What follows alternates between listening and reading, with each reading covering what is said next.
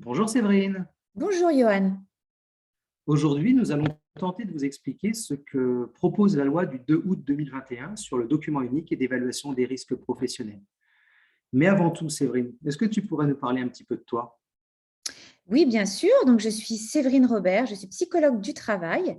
Je suis formatrice également en prévention des risques psychosociaux et certifiée par le réseau Assurance Maladie, Risques Professionnels et l'INRS.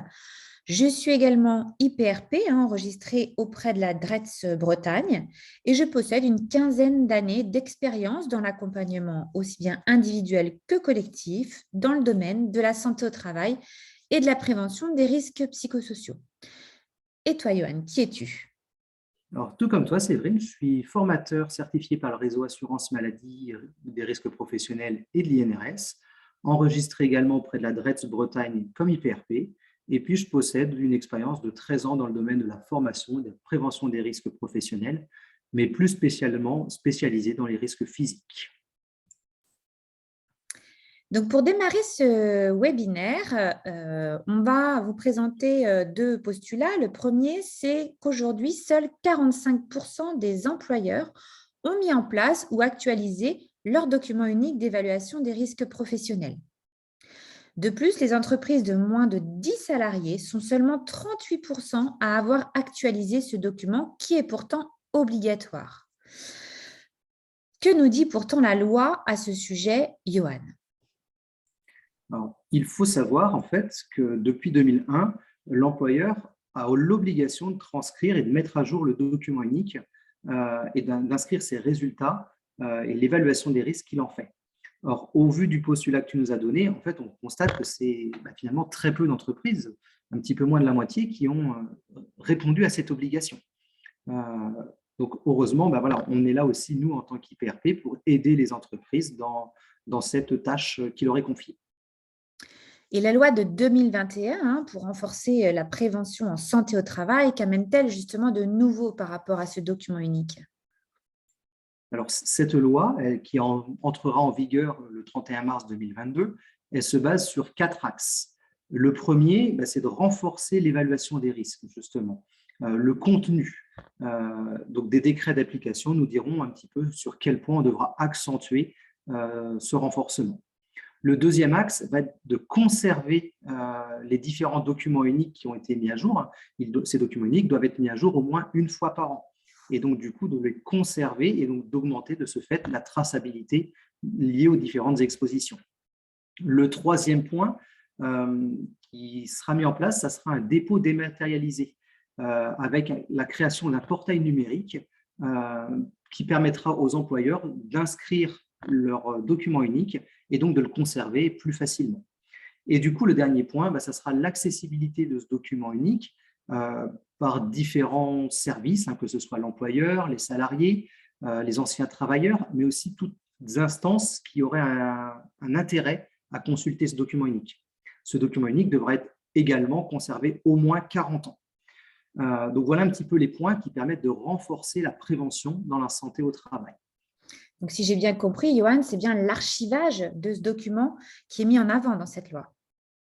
Eh bien, exactement, la conservation de cet outil va permettre aux différentes organisations une mise à jour plus régulière, d'avoir un suivi plus facile, mais d'évaluer également davantage les actions mises en œuvre pour garantir la santé au travail, ce qui permettra également d'améliorer la qualité de vie au travail par la mise en place d'un dialogue social régulier autour de cette question.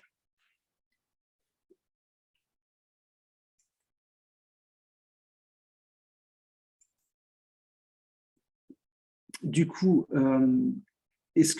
sur quelle méthodologie on pourrait se baser, Séverine, pour mettre en place ce document unique, justement? Eh bien, Johan, nous pouvons nous appuyer sur des méthodologies éprouvées par deux organismes, l'INRS, l'Institut national de recherche et de sécurité, ainsi que par le réseau ANACT-ARACT, l'Agence nationale ou régionale de l'amélioration des conditions de travail. Donc, cette méthodologie fait état de deux conditions indispensables pour la réussite de l'actualisation et de la mise en œuvre de ce document unique. Tout d'abord, la direction doit être engagée, c'est-à-dire que l'employeur est responsable légalement de cette obligation. D'autre part, la démarche doit être participative, c'est-à-dire qu'il est indispensable que les salariés participent à l'évaluation de ces risques professionnels. L'évaluation doit être collective et donc inclure des salariés. Ça, ce sont les 2 conditions sine qua non pour garantir la réussite de cette démarche. Par ailleurs, pour constituer ce document unique, il est important de respecter 4 étapes.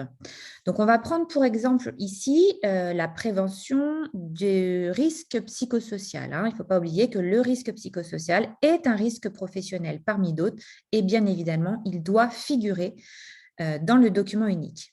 Donc, si on prend pour exemple le risque psychosocial et qu'on se concentre sur la première étape qui va être de définir les unités de travail. Donc, définir les unités de travail, ça veut dire regrouper des situations de travail qui exposent au même danger.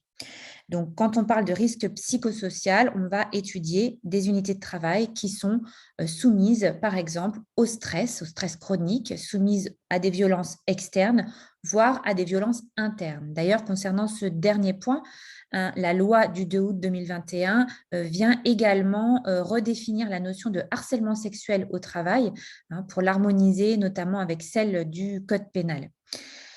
La deuxième étape de cette démarche d'élaboration du document unique, la deuxième étape est d'identifier et d'analyser les situations dangereuses. Si nous reprenons cet exemple du risque psychosocial, nous allons alors investiguer les 6 facteurs de risque psychosocial identifiés par Michel Golac.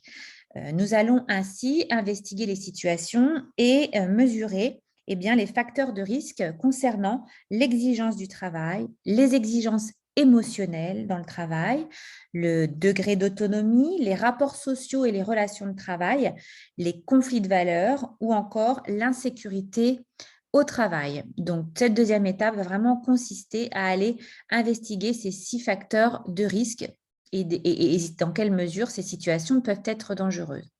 La troisième étape est l'évaluation du niveau de risque. Donc, quand on évalue le niveau de risque, on va se référer à 2 critères. Le premier, c'est effectivement la gravité potentielle et également la fréquence d'exposition à ce risque. Enfin, la quatrième étape est bien d'établir un plan d'action exhaustif pour améliorer les conditions de travail. Effectivement, il ne s'agit pas uniquement d'évaluer les risques, mais bien évidemment de proposer un plan d'action concret, exhaustif et mesurable. Dans ce plan d'action, on peut retrouver plusieurs pistes d'action qui peuvent être reliées à l'aspect plus technique. Donc, dans ces cas-là, on va travailler davantage sur le matériel, l'ergonomie des postes de travail, mais ça peut être aussi au niveau organisationnel. Et dans ce cas-là, on va venir re-questionner et évaluer la charge de travail, par exemple, ou encore revoir les horaires de travail. Enfin, troisième aspect sur lequel on va travailler dans le cadre de ce plan d'action, c'est le niveau humain. Et dans ces cas-là, on peut tout à fait mettre en œuvre des actions qui vont favoriser le développement des compétences, la formation ou encore l'échange de pratiques dans les collectifs de travail. Donc, en résumé, ce que tu nous as dit sur tous ces aspects, en prenant l'exemple sur les risques psychosociaux, en fait, on peut reprendre la même méthodologie pour analyser le document unique sur les risques physiques qui en sont également parmi les risques à analyser. Absolument. Voilà, on va se baser sur la même méthodologie, l'essentiel étant de ne pas en oublier. C'est justement là où le réseau IPRP France est là pour vous accompagner. Toi, Séverine, sur ta spécialité, mais moi également sur la mienne. Voilà, nous sommes là pour aider les employeurs à faire répondre à cette obligation et donc amener une valeur ajoutée et un œil extérieur à l'entreprise. En tout cas, merci Séverine pour cet éclaircissement et puis je vous dis à bientôt. Merci à toi, Johan. À bientôt.